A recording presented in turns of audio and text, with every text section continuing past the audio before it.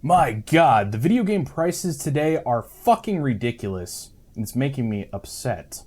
My ear's been plugged for like 2 days. It hurts to talk. Okay, that kind of fixed it. But seriously, the prices of video games has gone up. But people are actually paying absurd amounts for games that are probably not worth what people are asking for them. And as of recently, I started to catalog my entire collection in a phone app, just so when I go out to stores, I know what I have and what I don't have, because it's to the point now where I can't remember exactly what I have. But today on this video, I'm going to be showing you guys some of the more expensive games in my collection, so stay tuned, motherfuckers.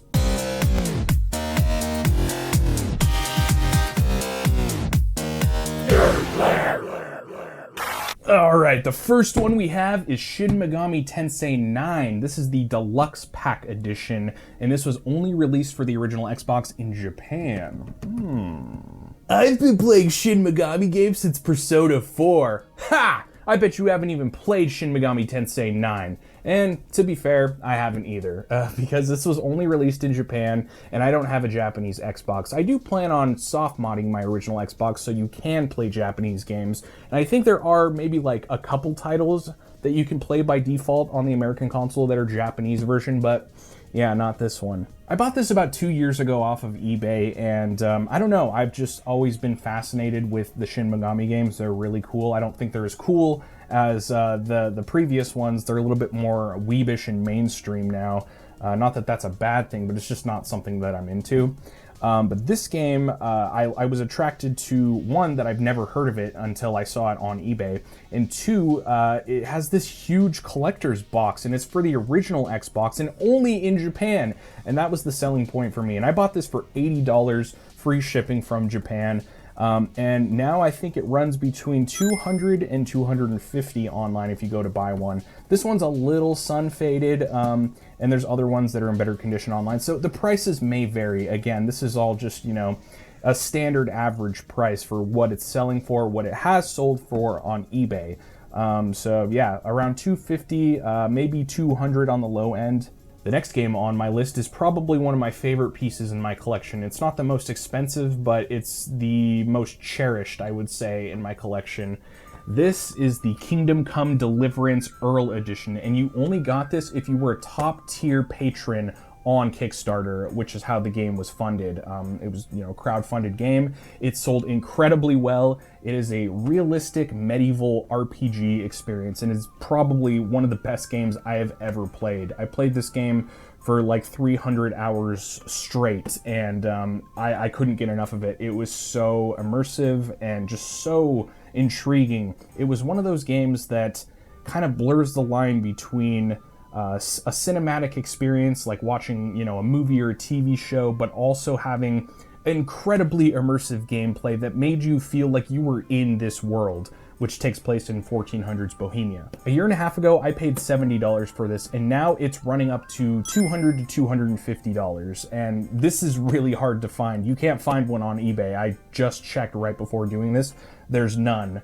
Let alone any of the other editions. I believe there's one, which I have here. It's the Japanese Collector's Edition for Kingdom Come Deliverance. I have all of them. There's more. This is the Baron Edition that you got from a Kickstarter tier. I believe it was one of the lower ones.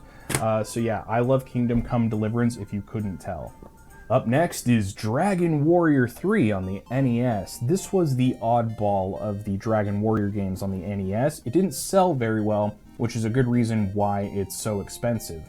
About 3 years ago, maybe, I bought this for $80, and now I looked on eBay and it's worth about $300 to $350, which is a crazy fucking, you know, come up.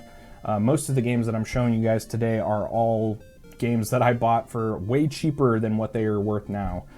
Which is kind of crazy to think about how big of a jump the prices have gone over the, you know, past couple years. So if you want to get your hands on a copy of Dragon Warrior 3, good fucking luck. You can't have mine.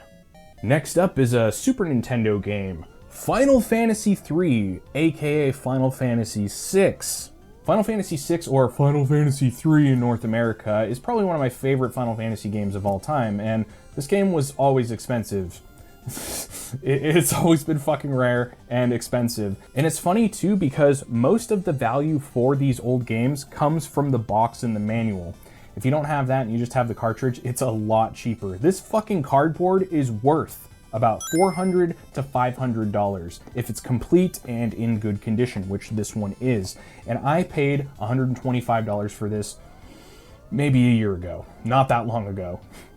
I love Final Fantasy and Moogle so much that I actually have Kupo tattooed on my knuckles. And if you don't know what that is, well, you're not a Final Fantasy fan, so go fuck yourself. And last but not least is, not the most expensive game in my collection. It's one of the most. I might make another video. Who knows? I gotta have more content. I gotta leave myself some wiggle room. We have Robo Pawn Sealed Mint in a box protector. This game has never been opened, though I have played it many times as a kid. If you don't know what Robo Pawn is, this game was kind of like a mixture between Pokemon and Dragon Warrior or Dragon Quest. Wow, 1998? Damn. So this came out right around the time that Pokemon did. I think this was actually supposed to compete with Pokemon, and it's made by Atlas. Remember when games had RPG written on the front cover to let you know that it was going to be a great experience? Yeah. This game was very similar to Pokemon, which was rightfully so because it came out in the wake of the success of Pokemon. But you capture little robots and you get to customize them, tinker with their stats and stuff like that. It was a really fun game. Very, very good Pokemon clone. But you want to know how much I paid for this sealed game? $40. You want to know how much it's worth now? Anywhere between $400 to $600. Yeah, boy! It pays to buy shit when you don't realize that it's gonna go up in price. I don't know what the fuck I'm saying. I'm not gonna sit here and pretend like I know anything about price inflation. It's just something I've noticed, over the past couple years that video games have gone up. And so I was curious to see if any of my treasures have gone up in price, and lo and behold, they have.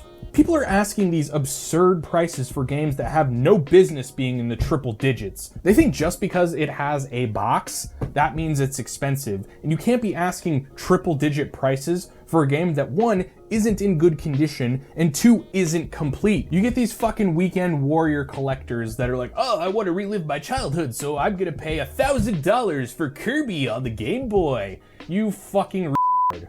Anyway, you guys, I'm done talking about this now. If you enjoyed this video, hit that like button, hit that subscribe button, and smash that notification bell. Go ahead and check me out on social media. Links are down below in the video description. And I will see you guys next time in the Nerd Lair. Go fuck yourselves. I'm just kidding. This was all a joke. Don't take it seriously. I love you guys. Bye.